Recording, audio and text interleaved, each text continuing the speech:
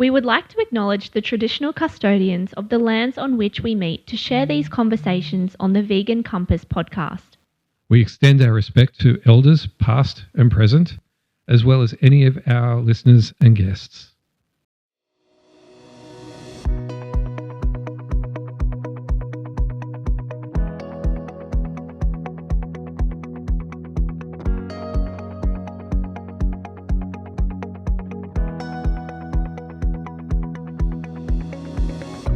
Hello and welcome to the Vegan Compass podcast, unveiling truths, inspiring change.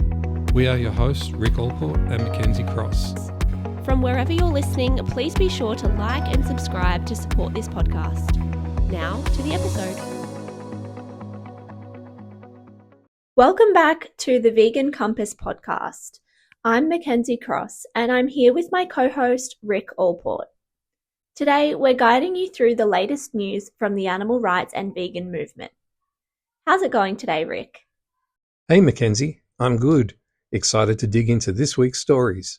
It's a mix of heartbreak, mystery, and a bit of uplifting progress, which, let's be honest, is kind of the standard emotional rollercoaster of these weekly news episodes. This week, we're talking about the tragic loss of a tiger and dozens of other cats to bird flu at a sanctuary in Washington state, and the mysterious deaths of hundreds of birds and flying foxes falling from the sky in Australia. Yeah, but it's not all doom and gloom. We've got some lighter and even inspiring stories to balance it out, like a new vegan zombie film featuring none other than Dr. Michael Greger and Jane Velez Mitchell. Plus, Athens is leading by example with animal-friendly New Year's celebrations. Silent fireworks, anyone? And on the topic of making change, we'll explore how social media is being used to call out animal exploitation in creative and impactful ways. Oh, and can contraceptives actually improve wild animal welfare? That's an intriguing one. So buckle up. We've got a lot to unpack, from the distressing to the uplifting. This week's episode dives deep into the stories that matter to animals and to us. Our first story this week is a devastating one. 20 exotic cats, including a Bengal tiger, cougars and bobcats, have tragically died from bird flu at a sanctuary in Shelton, Washington. The outbreak at the Wild Feathered Advocacy Center highlights the alarming spread of highly pathogenic avian influenza across the United States. Rick, this story is just gut-wrenching. It really is, Mackenzie. These cats weren't just statistics. They were individuals living out their lives in a sanctuary, a place that's supposed to be their safe haven. To hear that they fell victim to such a brutal virus is heartbreaking. Bird flu is wreaking havoc, and the way it's jumped from birds to carnivorous mammals is terrifying. Absolutely. According to the sanctuary, bird flu often causes subtle symptoms in cats, but progresses rapidly, leading to death within just 24 hours due to pneumonia-like conditions. And it's not just the sanctuary cats. There are reports of house cats, barn cats, and even cougars contracting the virus, often through contaminated food. The Oregon case is especially troubling. A house cat, strictly indoor, contracted bird flu from raw frozen pet food. That's horrifying because it points to how interconnected and vulnerable our systems are. It's a wake-up call for pet food safety and a reminder of how deeply this virus is affecting animals beyond birds. And this sanctuary isn't just mourning their loss, they're actively working to prevent further spread. They've quarantined the facility, disinfected habitats, and even removed 8,000 pounds of stored food. But for the 17 cats that remain, the risk isn't over. Our hearts are with the animals and everyone at the Wild Feathered Advocacy Center. The ripple effect of bird flu is staggering. It's infected wild birds, cats, and even cattle across the US, with dairy herds in California hit particularly hard. And while human cases remain rare, the potential for crossover underscores how interconnected all life on this planet is. It's a stark reminder of the consequences of our actions. The way we raise animals for food in cramped, unsanitary conditions is a breeding ground for zoonotic diseases. Rick, our next story is one close to home here in Australia, where a mysterious illness is devastating some of the country's most iconic wildlife, flying foxes and lorikeets. Hundreds of animals are literally falling from the sky due to a paralysis syndrome, and no one knows what's causing it. It's heartbreaking, Mackenzie. Flying foxes and lorikeets are critical to the Australian ecosystem. They're pollinators and seed dispersers. Yet this year has been the worst in 5 years for this syndrome, which leaves them paralysed, unable to swallow or even breathe properly. Rescuers are calling it soul-destroying work, and I can't even imagine how tough it must be. The symptoms are horrifying. For bats, it's paralysis, protruding tongues, and difficulty breathing. For lorikeets, there's voice changes with an inability to stand or blink. It's agonizing just to think about. And while an environmental toxin is suspected, nothing concrete has been identified. The timing is suspicious, though. Advocates point out that the syndrome often follows heavy rainfall, and both flying foxes and lorikeets share a diet of pollen and fruit. It's a stark reminder of how environmental changes can have catastrophic ripple effects on wildlife. What's even more upsetting is the toll this is taking on the people working to save these animals. Rescuers are out there night after night gathering affected bats and even their orphans. They're exhausted physically and emotionally. And it's not just them. Hotline operators, vet staff, even members of the public who stumble across these suffering animals are feeling the strain. It's a full-scale wildlife emergency, but there are glimmers of hope in the collective effort to address this crisis. Local councils, like the City of Logan in Brisbane, are stepping up. They're putting up signs around flying fox camps to inform the public about what to do if they find an animal in distress. And groups like Bats Queensland are doing everything they can. They're urging Aussies to report any sightings of animals in trouble and pleading for donations to support their rescue efforts. If there's a silver lining here, it's the resilience and dedication of these advocates. It's a powerful example of community coming together for animals, but it also raises the question, are we doing enough to address the root causes, whether it's environmental toxins, habitat destruction, or climate change? We have to start connecting the dots. Exactly. And for our listeners, if you want to help, please consider supporting organisations like Bats Queensland. Even small donations can make a big difference for animals in crisis. We'll have links in the show notes. This story will continue to watch closely. The mystery might not be solved yet, but the fight to protect these animals is far from over. For our next story, we delve into an area that you know so well, Mackenzie, using social media for the powers of good. That's right, Rick. We're diving into the power of online activism and how it's been used to call out animal exploitation, specifically in the context of Australia's Melbourne Cup.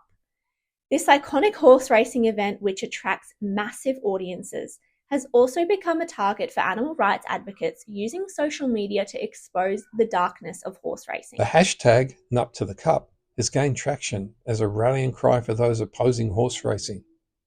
And a recent study analysed thousands of tweets to uncover recurring themes in this online activism. Spoiler alert, it's powerful stuff. So true. One of the major themes was moral objections, with tweets highlighting the cruel treatment and deaths of racehorses. Over half the tweets in the study mentioned the tragic fate of horses like Anthony Van Dyke, who was euthanized on the track after an injury. Many also pointed out what happens to ex-racehorses, where they end up in slaughterhouses and dog food factories. And it doesn't stop there. Social and cultural objections were another big focus. Many tweets criticised the gambling, greed and hedonism associated with the Melbourne Cup. There are also plenty of comments on the drunken rowdy behaviour often seen at these events. People described it as trashy and barbaric. Then there were political objections. Some tweets called out celebrities, media figures, and politicians who support or participate in the event, accusing them of enabling animal exploitation. It's fascinating and frustrating how ingrained these events are in national identity, which makes them harder to challenge. But that's where the power of online activism comes in.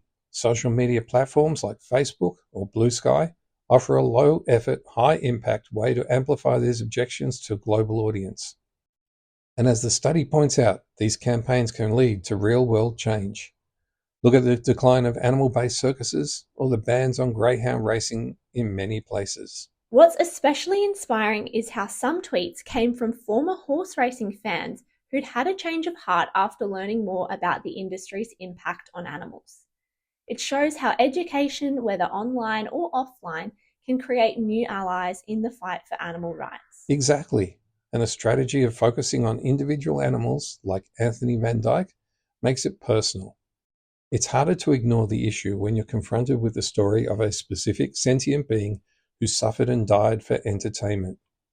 This is a reminder that activism takes many forms. Whether you're out in the streets protesting or posting from your couch, you're contributing to a larger conversation about animal rights. And for those wondering where to start, it can be as simple as sharing posts that highlight the realities of events like the Melbourne Cup. Amplify the voices of organisations already doing the work, and don't underestimate the power of your digital footprint. It's activism in the age of social media. Accessible, far-reaching, and absolutely essential. We'll link to the full study and some resources in the show notes so you can learn more and join the conversation. Our next story takes a troubling look at the intersection of animal cruelty and education programs. In Texas, a 17-year-old high school cheerleader has been charged with animal cruelty after allegedly poisoning a fellow student's competition goat. The case has sparked outrage and raised serious questions about the role of animal agriculture programs in schools. It's deeply disturbing, Mackenzie. The goat, a 6-month-old named Willie, belonged to a 15-year-old freshman participating in the school's Future Farmers of America program. Prosecutors alleged this was no accident. Willie was deliberately poisoned twice within 3 days using a pesticide. What's especially alarming is the level of premeditation. Authorities found online searches made by the suspect, including "how much bleach kills a goat" and "poisoning pets, what you should know." This wasn't impulsive, it was a calculated act of cruelty. The outcome was tragic. Willie succumbed to organophosphate poisoning, dying in the arms of his young caretaker. The family is heartbroken, calling the incident devastating and demanding accountability. This story sheds light on a larger issue: the potential dangers of animal agriculture programs like Future Farmers of America. While these programs claim to teach respect and responsibility, incidents like this underscore a critical lack of oversight and education on animal welfare. Exactly, Mackenzie. When animals are treated as commodities for profit or competition, it creates a troubling environment where their well-being is secondary. This case is a stark reminder of the need to rethink how animals are integrated into education. It also raises ethical concerns about exposing young people to practices that normalize seeing animals as property rather than sentient beings. Animals like Willie deserve better than to be treated as disposable tools for human gain. Let's pivot to a fascinating and forward-thinking topic: using contraceptives to improve the welfare of wild animal populations. This is a big conversation, especially as lethal control methods like hunting, poisoning, and trapping are so prevalent. It's a compelling idea, Mackenzie. Contraceptives offer a non-lethal way to manage overabundant wild animal populations, potentially reducing resource scarcity and improving overall welfare. And beyond population benefits, sterilized animals might experience direct advantages. Instead of expending energy on reproduction, they could invest it in their own health, improving their body condition and longevity. Of course, this approach isn't one size fits all. The paper points out that contraceptives may be less effective in certain contexts, like for species whose population sizes are limited by predators rather than resources. It's also not ideal for social species where group size is linked to survival, because reducing reproduction can inadvertently destabilize the group dynamics.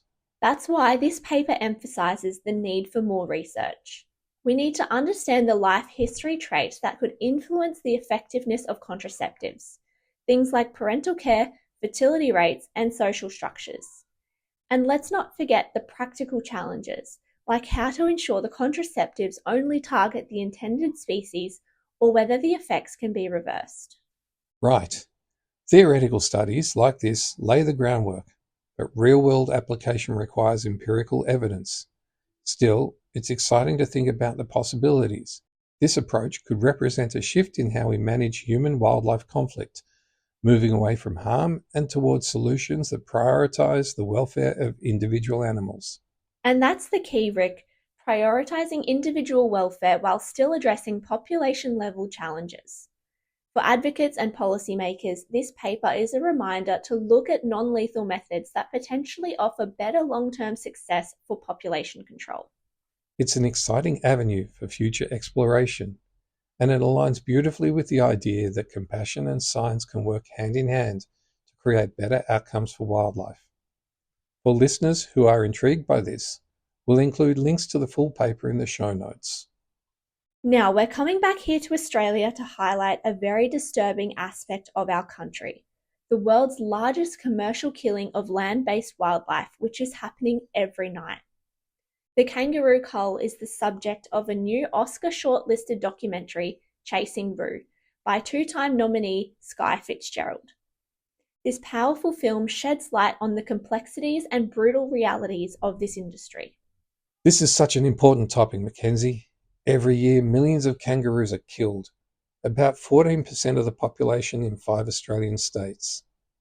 The government argues that this level of hunting is sustainable, but as Chasing Roo shows, it's not just about numbers, it's about ethics, economics, and our relationship with animals. The documentary captures this tension by showcasing voices from all sides.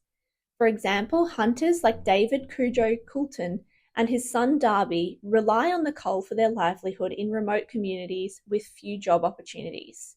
Yet even Cujo admits to loving the animals he kills, highlighting the stark cognitive dissonance many exhibit. And it's not just about individual livelihoods.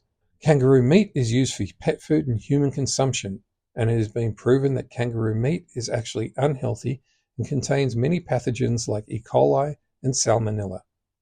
And their hides are turned into leather products like soccer boots and jackets, though pressure campaigns are gaining momentum to stop these industries. But what's often hidden from view is the immense suffering and ecological consequences tied to this industry. Absolutely. Fitzgerald's film doesn't shy away from showing the ripple effects of the cull. By targeting larger males, hunters inadvertently shift breeding patterns, leading to long-term changes in kangaroo populations. And while graziers argue that kangaroos compete with sheep and cattle for resources, which we know is not true, it's worth noting that those farmed animals aren't even native to Australia. What I find particularly striking is the way Fitzgerald juxtaposes the brutality of the cull with scenes from wildlife rehabilitation centres. Seeing joeys and wallabies nurtured back to health really drives home the contrast between exploitation and care. It's a gut punch for sure. And it's not the first time a film has brought attention to this issue. The earlier documentary, Kangaroo, A Love-Hate Story, lifted the lid on the horrific realities of the industry, paving the way for films like Chasing Roo to keep the conversation alive. And this conversation isn't just confined to Australia. California banned the import of kangaroo products back in 1971, but efforts to enact similar bans across the US have largely failed, as seen with the defeat of the Kangaroo Protection Act in 2021. It's a global issue, and these films play a crucial role in challenging the way we view and treat animals. Fitzgerald's goal was to make viewers bear witness to this brutality, and I think the film achieves that. For our listeners, this is a moment to reflect on how our choices, whether it's buying leather products or consuming kangaroo meat, can have far-reaching consequences. Supporting organisations and initiatives working to end the kangaroo cull is a great way to take action. We'll link to resources and ways to support kangaroo conservation efforts in our show notes. Films like Chasing Roo remind us that we all have a role to play in advocating for animals, no matter where we are in the world. And let's not forget the power of storytelling. These documentaries shine a light on injustices and spark conversations that lead to change. This past New Year's Eve, Athens took a remarkable step forward for animal protection by opting for silent fireworks during its celebrations in Syntagma Square. It's a decision that deserves some serious applause, especially when you consider the harm that traditional fireworks cause to animals. I couldn't agree more, Mackenzie. The loud explosions of traditional fireworks are more than just a nuisance. They're downright traumatic for animals. Companion animals often panic, sometimes running away or injuring themselves, while wildlife can suffer even worse.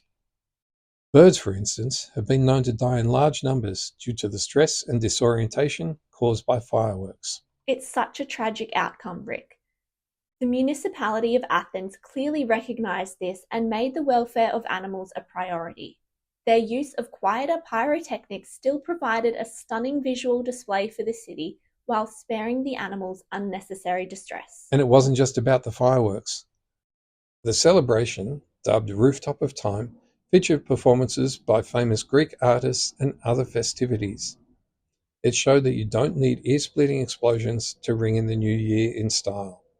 Athens sets an example that cities around the world should consider following. This shift aligns perfectly with growing awareness about the impact of human activities on animals.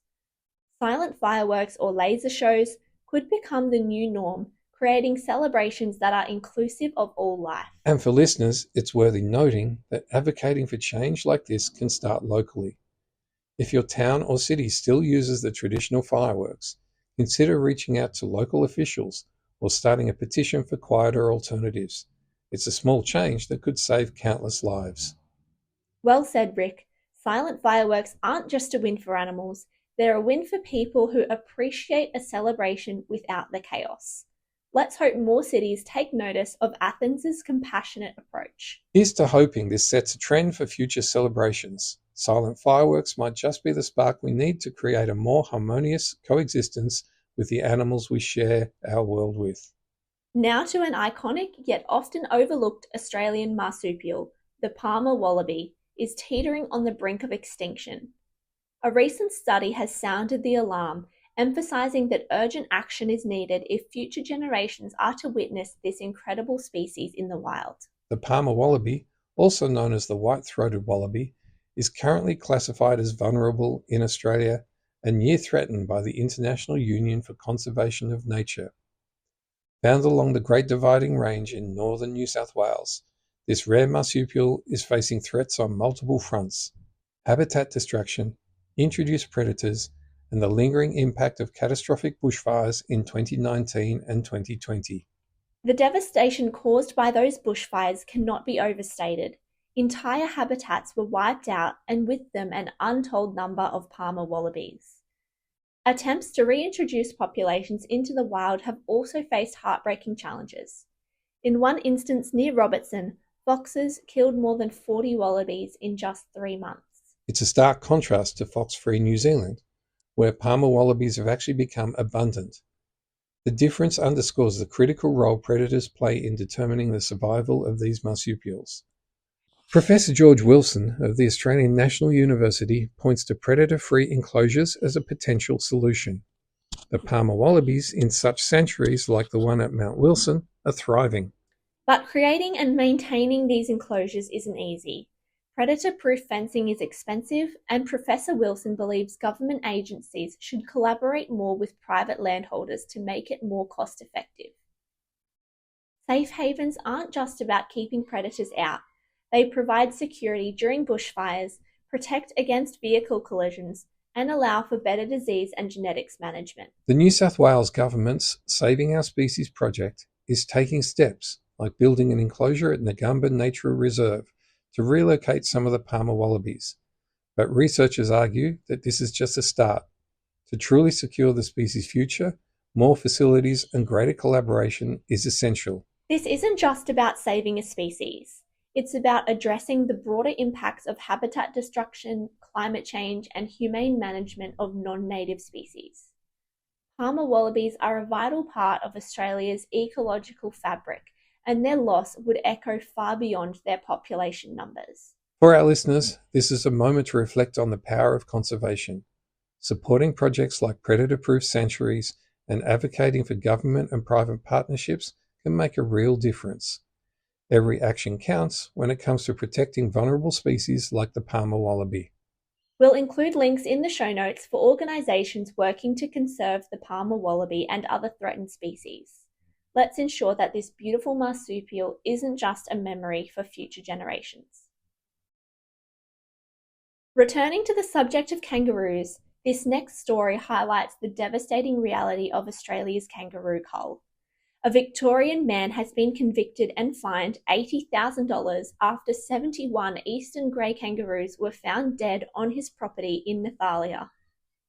The details of this case are nothing short of harrowing. It's absolutely horrific, Mackenzie. While the man held a valid authority to control wildlife permit, the methods used by the shooters he engaged were deeply inhumane. Most of the kangaroos were shot but didn't die instantly. This caused immense suffering, with a qualified veterinarian confirming that the animals endured prolonged pain before their deaths. And it gets worse. Among the dead were 2 joeys, one of whom starved to death after their mother was shot, while the other suffocated in her pouch. It's a gut-wrenching reminder of the ripple effects of these killings, how they impact not just individual animals, but entire families. This case underscores the flawed system surrounding the kangaroo management. While permits are meant to enforce strict conditions, including the use of approved firearms and criteria for instantaneous death, these safeguards often fail in practice. The discovery of several piles of dead kangaroos on the property highlights the lack of accountability and oversight. And it's not an isolated incident. As we discussed earlier in the context of Chasing Roo and Kangaroo, a love-hate story, the kangaroo cull has far-reaching ethical and ecological implications. It's not just about numbers. It's about the suffering inflicted on individual animals and the broader impact on kangaroo populations. It's particularly concerning that this cruelty was only brought to light because of public vigilance. Members of the community alerted the conservation regulator Victoria, prompting an investigation. Without that, these atrocities might have gone unnoticed. It shows how vital public awareness and activism are in exposing and addressing animal cruelty. But it also raises questions about how effectively these permits are monitored and whether such systems can truly ensure humane treatment of wildlife. Supporting organisations that fight against kangaroo culling and advocate for better protections is a good place to start. And if you're in Australia, you can push for stronger regulations and oversight of wildlife management practices. This story is a sobering reminder of why films like Chasing Roo are so important. They don't just document these atrocities, they challenge us to question the systems that allow them to happen. Let's hope cases like this lead to meaningful change. Agreed, Mackenzie. We need to demand better for kangaroos, for their joeys, and for all the animals exploited by humans. So we're now in 2025, and it's the perfect time to reflect on the past year and consider the resolutions we want to carry forward. One movement that continues to grow, transforming lives and the planet, is veganism. Rick, 2024 has been an incredible year, hasn't it? Absolutely, Mackenzie. Veganism has truly stepped into the spotlight, not just as a diet, but as a lifestyle that prioritizes health, environmental sustainability, and mostly compassion for animals. This past year, we've seen tremendous progress in making vegan living more accessible and mainstream. One standout initiative is Veganuary. It's become a global movement encouraging people to try vegan for a month as the new year begins. In 2024, India alone saw over 140 firms launch new vegan products and menu items, ranging from vegan eggs to plant-based curry meal sets. Big names like Amazon Fresh, Hilton Hotels, and Hard Rock Cafe got involved, showing just how far-reaching this movement has become. And the celebrity ambassadors. Veganuary's Indian advocates include actors, athletes, and even mountaineers, all proving that a vegan lifestyle is not only viable, but can fuel creativity and physical excellence. Their message is clear. Veganism isn't a sacrifice, it's an advantage. It's also worth mentioning the resources available to participants. From digital celebrity cookbooks to comprehensive vegan starter kits, Veganuary makes the transition fun and hassle-free. It's about building a supportive community where people feel empowered to make compassionate choices. What's particularly inspiring is how practical and accessible veganism is in places like India. With a rich variety of naturally vegan foods, transitioning to a vegan diet doesn't require expensive or exotic ingredients. It's a reminder that going vegan is not just a trend, it's deeply rooted in many cultural traditions. And it's not just about food. Veganism challenges all forms of animal exploitation. aligning with the broader fight for animal rights that we've discussed throughout this episode. So, as we step into 2025, why not make this year to embrace a vegan lifestyle? It's a resolution that embodies the spirit of hope and renewal that comes with a new year. Let's make 2025 a year of compassion, sustainability, and progress. All right, Rick, let's lighten the mood a little, because what's better than vegan zombies? The upcoming film A44 combines horror, compassion, and yes, zombies in what promises to be a genre-defying adventure. And get this, two of our favourite vegan advocates, Dr. Michael Greger and Jane Velez-Mitchell, make appearances. It's like the dream team of vegan advocacy meets the undead apocalypse. A44, written and directed by Chris Cooney, also known as the Vegan Zombie, takes on a wildly creative premise. A student uncovers links between the meat and dairy industries and a mystery illness turning people into, you guessed it, mindless killers. But here's the twist. This isn't your typical gore fest. Cooney describes A44 as a tale of compassion, told through the unexpected lens of a zombie narrative. And it's not all doom and gloom, it's infused with comedy and a sense of fun. Dr. Greger, the vegan longevity expert we all know and love, plays a college professor. Talk about a role made just for him. Meanwhile, Jane Velez-Mitchell, founder of the vegan streaming network Unchained TV, also stars in the film. Both of them bring their signature passion and charisma to this unique project. And let's not forget Cooney himself, who's no stranger to blending veganism with the undead. His YouTube channel, The Vegan Zombie, has been a fan favourite for years, featuring cooking shows, travel videos, and even a graphic novel cookbook called The Vegan Zombie Cook and Survive. The trailer for A44 premiered earlier this month, and it's already generating buzz. What's not to love about a movie that challenges the meat and dairy industry while giving us a few laughs and maybe a scare or two? This film isn't just for vegans either. By weaving humour and compassion into a zombie thriller, Cooney hopes to reach a wider audience and invite viewers to reflect on their choices. And honestly, Rick, if zombies can spark a conversation about compassion, I'm all for it. Same here, Mackenzie. Plus, with A44 set for release in 2025, it's shaping up to be a great year for pro-vegan entertainment. If nothing else, this film proves that there's no limit to the creativity and passion of the vegan community. So grab your vegan popcorn and get ready for a movie that's as thought-provoking as it is entertaining. We'll keep you updated on the release, but for now, check out the trailer and let us know what you think. Who knows? Maybe A44 will inspire a new wave of zombie fans to explore vegan living. For our last story today, let's end on a note of hope. A recent global survey conducted by Vodafone revealed something truly uplifting. The prospect of a meat-free world leaves people feeling hopeful about the future. Rick, isn't it amazing to see optimism tied to a shift toward compassion and sustainability? It really is, Mackenzie. The survey included over 13,000 participants from 14 countries, and one of the standout ideas was the concept of a protein shift. This envisions a world where we enjoy delicious and healthy sources of meat-free protein, along with the realistic vegan alternatives. And this shift isn't just about taste. It's directly linked to reducing global carbon emissions and lowering rates of heart disease. It's a future that benefits the planet, animals, and humans alike. Exactly. Big thinkers like Richard Branson predict we'll stop eating meat entirely within 30 years, while Impossible Foods CEO Pat Brown has an ambitious goal of eliminating animals from food production by 2035. These aren't just dreams, they're achievable targets if we keep building momentum. What's especially heartening is how younger generations are embracing this vision. According to the survey, 62% of young people aged 18 to 24 feel positive about the future, especially if predictions like the protein shift come true. It shows that younger generations understand the urgency of these issues and are ready to lead the charge for change. And why shouldn't we feel hopeful? A meat-free world could help countries hit their climate change targets, reduce pollution, and tackle major health crises like heart disease and diabetes. It's a win on every front. The takeaway here is clear. A vegan world isn't just a pipe dream, it's becoming more achievable every day.